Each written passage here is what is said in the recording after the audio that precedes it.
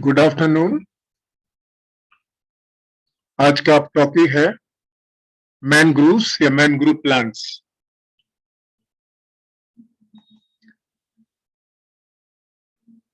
We will deal about the mangrove introduction, definition, geographical distribution, location, classification and types, zonation, adaptation, importance, mangrove habitat, human effects, conservation of mangroves, etc. Mangroves are the unique intertidal forest at the edge of the land and the sea. Mangroves contain approximately 70% vegetation species in about 40 genera. Mangrove form highly productive ecosystems which providing habitat for marine and terrestrial species. Mangroves are often a huge community of trees and shrubs of different types, live in two worlds at once, acting as the interface between land and the sea. So mangroves refer to the coastal trees or shrubs that are adapted to estuarine or even saline environment. Mangroves are plants that grow between the highest tidal level and the same level or higher than sea level. Mangroves is the only tree that are capable of tolerant large amount of salt in the water. So they are basically halophytes. Mangrove known as mangal in the Portuguese language from mangue means tree and groove means sand of tree, which is used for trees and shrubs that are found in shallow, sandy or muddy areas. Mangrove forests or mangals are a type of intertidal wetland ecosystem. They are commonly known as mangal. Mangal's terms such as mangrove community, mangrove ecosystem, mangrove forest, mangrove swamp, and mangal are used interchangeably to describe the entire mangrove community. तो ये बहुत सारी शब्दावली mangroves के लिए इस्तेमाल होती है. This is a general picture of A mangrove plant. आप यहां देख रहे हैं, ये समुद्र के किनारे ही होते हैं बेसिकली, जैसे बे ऑफ बंगाल में आपको मिलेगा देखने को सुंदरवन में.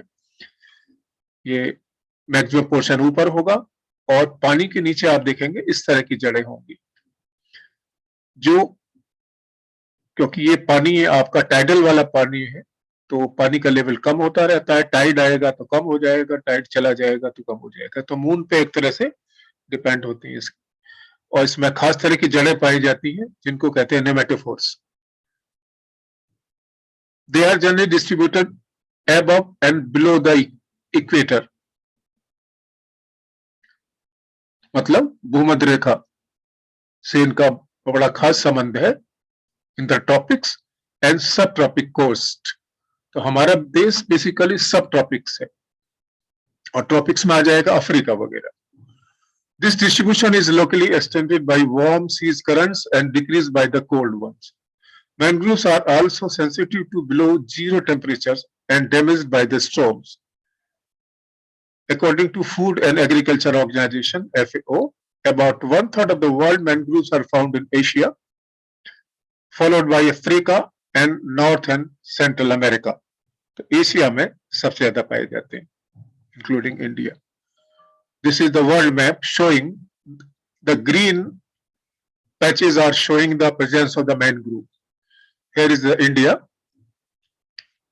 This is Sri Lanka. तो इंडिया के ये पूरे कोस्ट पे पाए जाते हैं. बे ऑफ बंगाल में इनका बहुत ज्यादा है. बे ऑफ बंगाल का मतलब है जहां पे गंगा सागर आपने सुना होगा, हावड़ा में गंगा सागर से वो इलाका पूरा आगे चला जाएगा बांग्लादेश तक, वो सुंदरवन का इलाका कहलाता है.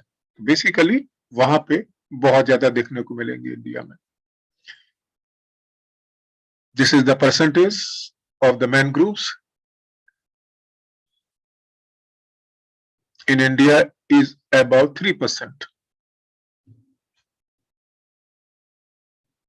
Indonesia is showing about 22%, Brazil 6%, Nigeria 6%, Australia 6%, Bangladesh 4%, Malaysia 4%, Cuba 3%, Mexico 3%, India.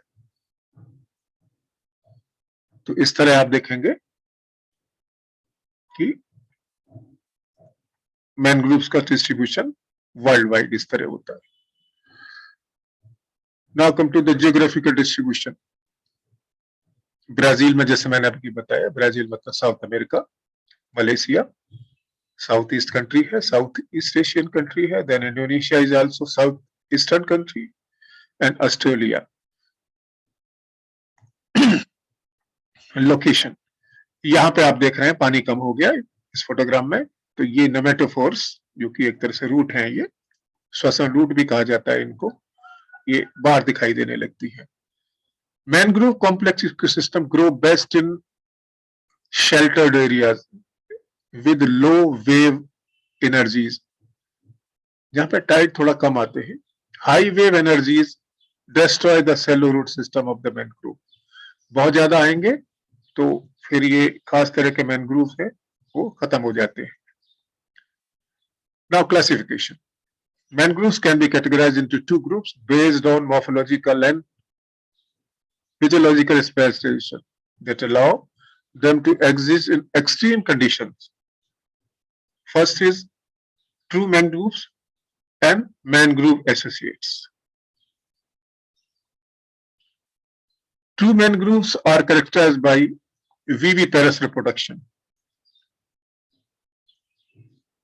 मतलब सीड्स ऊपर ही अब अंकुरित हो जाते हैं, मतलब जैसे सीड बने और पौधे पे ही लगे हुए जो भी फ्रूट होगा, फ्रूट में ही अंकुरण हो जाएगा, रेडिकल बन जाएगा और उसके बाद वो थोड़ा मैच्योर होने के बाद पानी पे गिर जाएंगे, उसके बाद सेटल हो जाता है उनमें। तो इस प्रकार के अंकुरण को हम विविपेरस जर्मिनेशन भी कहते हैं, मतलब पौधे से ही लगे हुए बीज में यदि जर्मिनेशन हो जाए तो इस प्रकार की प्रक्रिया को विविपेरस कहते हैं। Specialized structures such as aerial roots, commonly known as nematophores for gaseous exchange, prop roots to anchor them to unstable soil and glands for salt excretion.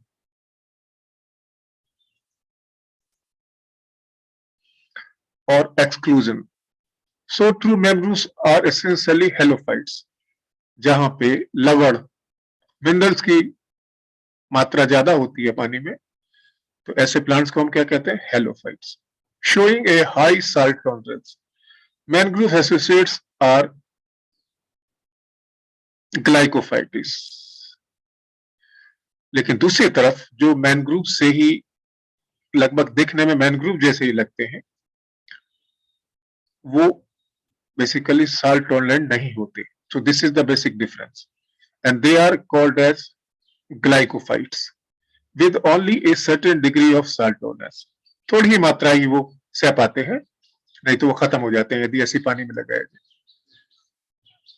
Further, they can also be classified most common mangrove species. Each mangrove has its own level of salt tolerance, and this determines its location.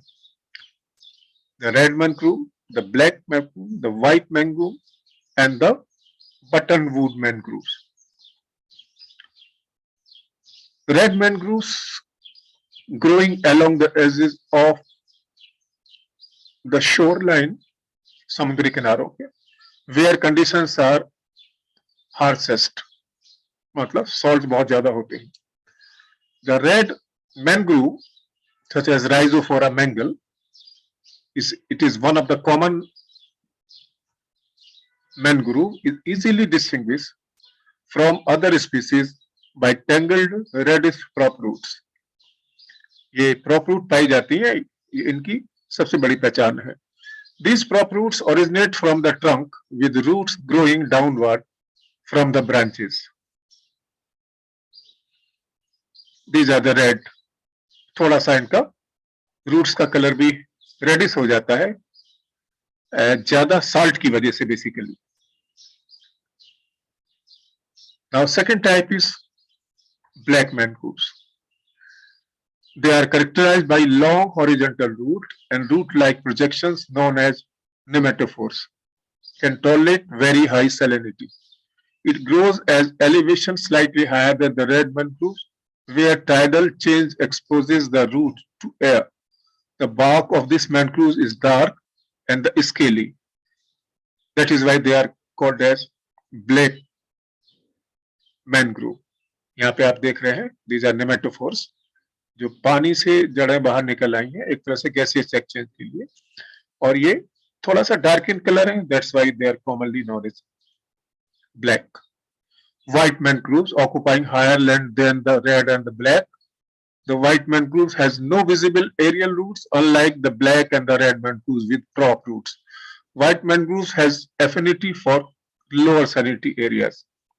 तो होंगे या वहीं पे समुद्री किनारों के आसपास जहां पे लवण वगैरह थोड़ा सा कम होते हैं. तो ये देखिए, आपको कलर से देखने में ये व्हाइट लग रही है आपको prop roots. This is also a type of white mangrove. Now the fourth type is buttonwood mangroves, often found in the upland transitional zone. The buttonwood is often associated with mangrove communities. The name buttonwood comes from the button-like appearance of the dense flower heads that grow in branches clustered forming cone-like fruits. तो ये जो cone-like fruit की वजह से ही इनको buttonwood कहा जाता है. This is one of the common buttonwood mangrove. अब आता है what is mangrove zonation. Red, black, white mangrove trees along with the buttonwood may all grow along the same shoreline. ये बेसिकली समुद्री किनारों के आसपास ही उगते हैं. When these species are found together, each is limited to different areas within the tidal zone. This zonation is determined by the tidal changes, elevation of the land, salinity of the soil and water. तो जिस हिसाब से salinity level होगा उस हिसाब से इनका distribution होगा. Mangrove zonation. Red mangroves are found along the water edges with full exposure to tidal variation and winds. They are well adapted to these conditions with the prop root roots. Moving further, inland is the थोड़ा अंदर की तरफ चलेंगे हम समुद्र की तरफ से तो आपको मिलेगा ब्लैक मिलेंगे, फिर और अंदर की तरफ चलेंगे तो आपको व्हाइट मिलेंगे. And buttonwood in the upland transition area के आसपास मिलेंगे देखने को. तो इस प्रकार से ये थोड़ा सा यहाँ पे समुद्री इलाके के हिसाब से दर्शाने की कोशिश की है, इंडिकेट करने की कोशिश की है. ये समुद्र का तल है, this is mainland,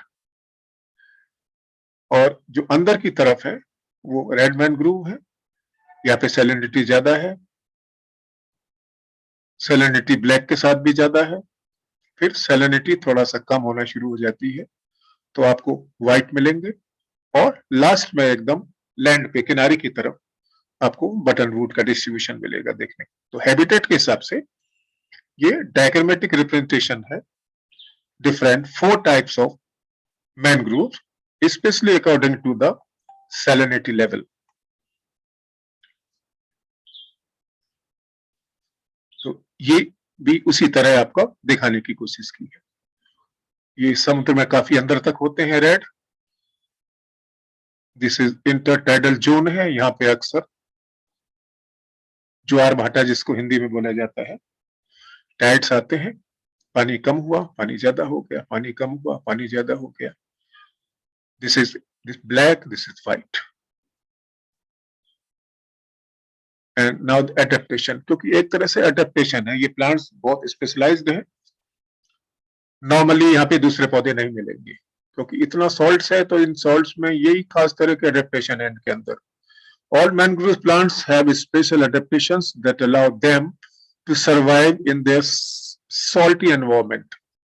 Adaptations are required for physical stability, salt tolerance, anaerobic sediments, क्योंकि इतना ज्यादा सॉल्ट होता है कई बार रेड मैनग्रोव की तरफ कि वहां पे ऑक्सीजन लेवल बहुत कम होता है, तो इसी वजह से वो एडेप्टेशन है कि रूट्स ऊपर की तरफ आ जाती है. They are known as nematophores. और रिप्रोडक्शन में इनमें एकदम अलग तरह का होगा, जैसे मैंने अभी आपको बताया विविपेरस टाइप होता है. Physical stability. The unusual root system give them support and stability in the loose soil, क्योंकि समुद्री किनारों की लूज तो बहुत स्टेबल नहीं होती, तो इसी वजह से वहां का रूट सिस्टम बहुत विशेष प्रकार का है. The mangrove massive root system are efficient at dissipating wave energy, क्योंकि पानी का जो वेव आती रहती है उनको भी झेलना पड़ता है, उनका सामना करना पड़ता है. इस हिसाब से भी रूट सिस्टम इस तरह का ज्यादा सक्सेसफुल है. Red mangroves have prop root descending from the trunk and branches providing a stable support system. Black mangroves have shallow, wide spreading roots adding to the structural stability of the tree. While other species of the mangrove tree grow at higher elevation, मतलब समुद्र level से थोड़ा ज्यादा ऊंचाई पे होते हैं, in drier soil do not require specialized root structure. तो विशेष रूप से ब्लैक एंड रॉड में ही ज्यादा जरूरत पड़ती है इस प्रकार के रूट स्ट्रक्चर को. तो यहाँ पे आप देख रहे हो ये बहुत ही खास तरह का रूट सिस्टम है, ये भी रूट सिस्टम खास का है, ये भी दिखाई दे रहा है आपको, and that is according to the level of the sea. Salt tolerance, mangroves are able to live in harsh saline environment. क्योंकि ये बहुत एक्सट्रीम कंडीशन में रहते हैं, वहां नॉर्मल प्लांट हो ही नहीं सकता।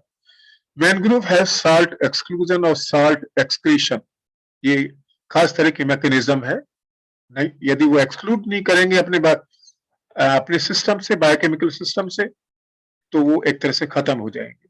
तो वो उनमें एक खास तरह का अडेप्टेशन है ये, कि वो सॉल्ट को एक्सक्रीट करते रहते हैं, और वो सॉल्ट जो कि रूट के द्वारा एब्जॉर्ब होता है समुद्री पानी से, वो बेसिकली बाहर निकलता रहता है। एडaptation allowing survival in these environment. The ability to exclude salt occur through filtration at the surface of the root, while salt excretion removes salt through specialized glands located on each leaf. Black and white mangroves are both salt excretors.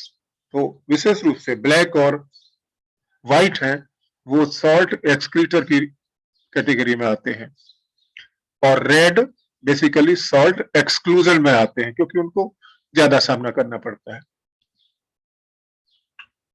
ये these are the specialised leaves, यहाँ पे आप देख रहे हो, ये excretion होके, excrete होके ये सॉल्ट, ये लवण पत्ती की सरफेस पे जमा हो गए।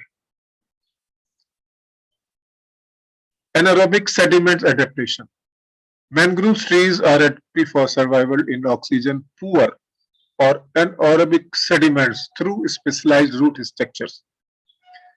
In contrast to most plants, mangroves have poorly developed shallow below ground root system while having well developed aerial roots. These aerial roots allow for the transport of atmospheric gases to the underground roots.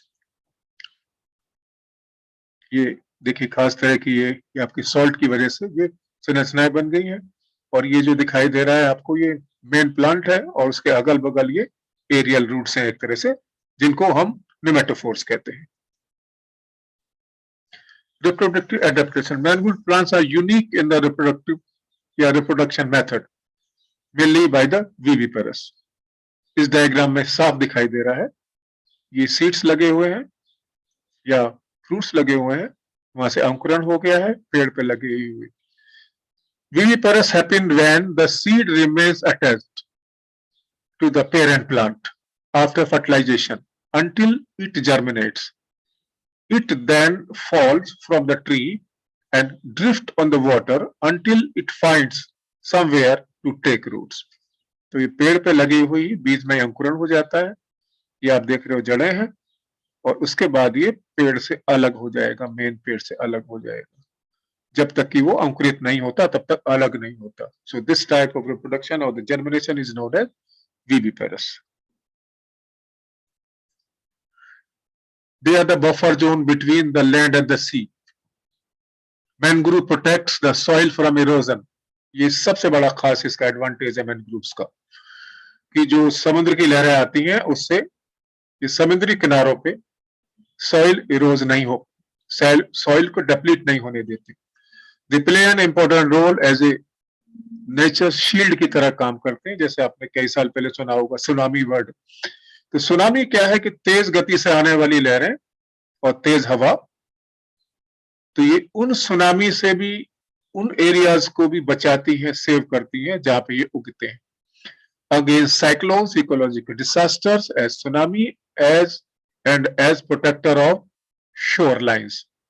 They are a breeding and nursery ground for a variety of marine animals. Harbor a variety of life forms like invertebrates, fish, amphibians, reptiles, birds, and even mammals like tigers. Sundarban के tigers बहुत खास हैं, एकदम अलग हैं।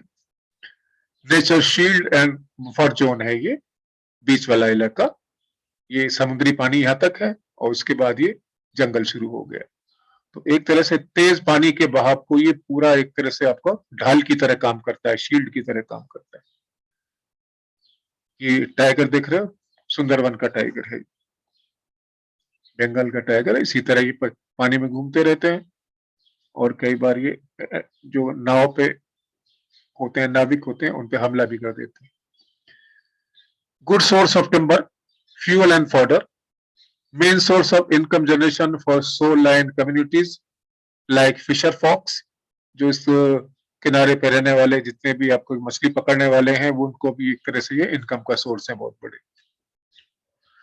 Save the marine diversity, purity the water by absorbing impurities and harmful heavy metals. Also purify the air by absorbing pollutants. Mangrove forests are also important in terms of aesthetics and tourism, क्योंकि ये देखने में एकदम अलग लगते हैं, खूबसूरत लगते हैं, इसलिए भी ये हमारे लिए महत्वपूर्ण है। मैनग्रोव हैबिटेट, अब यहाँ पे केमिकल एनिमल्स का तो कोई जरूरत नहीं है बताने की, क्योंकि ये बीच में एग्जाम्पल आ गया है। बहुत सारे तरह के विशेष एनिमल्स पाए जाते हैं। मैनग्रोव ट्री क्रैब है, ईगल है, बहुत सारे तरह के आप पेलिकन है, बर्ड्स हैं। हाँ, मनुष्य पे इनका क्या असर पड़ता है? It is estimated that the world has lost 20% of the mangrove forest since 1980s। तो मैनग्रोव्स को हमको खत्म नहीं होने देना है, क्योंकि अभी मैंने बताया कि मैनग्रोव खत्म हो जाएंगे तो समुद्र में जो भी साइक्लोन वगैरह आते हैं, सुनामी आते हैं, उनसे बहुत नुकसान होगा। Mangroves are disappearing at an alarming rate around the world. This could have alarming effects on biodiversity due to the loss of habitat because of the human activities such as coastal development, pollution की वजह से भी और industrial activities की वजह से भी, साथ के साथ एक्वाकल्चर की वजह से, lodging for the timber and fuel wood, हमको लकड़ी चाहिए तो हमने इनको काटना शुरू कर दिया, और rapidly replacing these soil tolerant trees and the ecosystem they support. तो एक तरह से हम ये खास तरह के बहुत स्पेशलाइज्ड इकोसिस्टम है जिसको डिस्ट्रॉय कर देंगे यदि ऐसा करेंगे तो। In just in the last decade at least 35% of the world mangroves have been destroyed. There is a rate of loss that exceeds the disappearing of the tropical mangrove.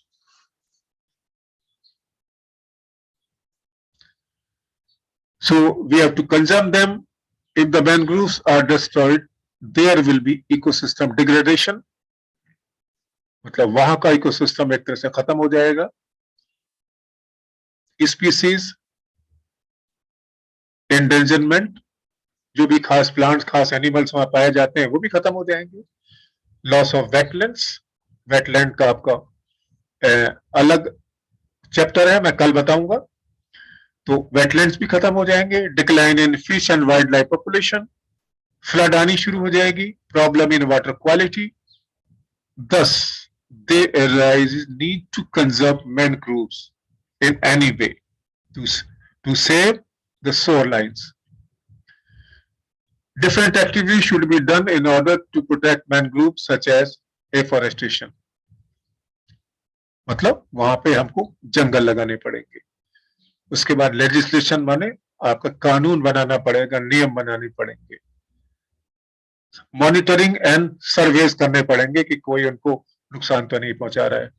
Protection, जैसे conservation parks हैं, reserve बनाने पड़ेंगे, जैसे national park centuries बनाते हैं। उसके बाद बहुत सारी रिकमेंडेशन, लोकल रिकमेंडेशन के हिसाब से उनको बचाया जा सकता है, और सॉइल कंजर्वेशन के हिसाब से। तो ये ग्लास हाउसेज में इनको डेवलप किया जा रहा है मैनग्रोव्स को, जैसे हम कॉमन नर्सरी में प्लांट्स करते हैं, ग्लास हाउसेज में करते हैं, ग्रीन हाउसेज में करते हैं। फिर इनको ले जाके शीशोर के किनारों पे, जिसमें पानी कम हो जाता है थोड़ा सा, तो इनको एक तरह से रुपाई की जाती है, मतलब ट्रांसप्लांटेशन।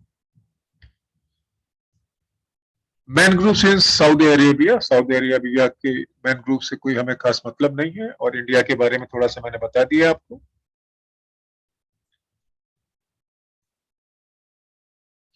ये भी मैनग्रोव्स है वर्ल्ड में। फेरेसन आइलैंड है, ये ऊपर से ऐसा नजर आता है। ये ब्यूटी मैनग्रोव्स है। So this is all about the mangroves, very interesting.